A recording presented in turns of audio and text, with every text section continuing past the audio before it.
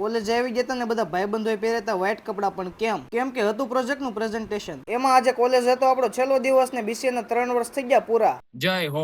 સવારમાં આપણે યાર આયુષના ગામનો ભૌતિક નાસ્તો કરવા આવી ગયો, પણ એટલે આ બધા ક્યારે શું કરે. અને પછી મગાવી ફોર્ચ્યુનર ગાડીને નીકળી ગયા કોલેજ બાજુ. અને આ ભેગા હતા આયલો ને દીપો. પછી આ અડધે ઉતરીને અમે ક્યાં આવી ગયા આગળ જોતા જાવ. અને આ ફોર્ચ્યુનર ગાડીમાંથી ડાયરેક્ટ જવાનું હતું મેટ્રો ગાડીમાં. મેટ્રો ગાડીમાંથી ઉતરીને ડાયરેક્ટ આવી ગયા કોલેજ ને જેનિસ ના કર્યા રામ રામ.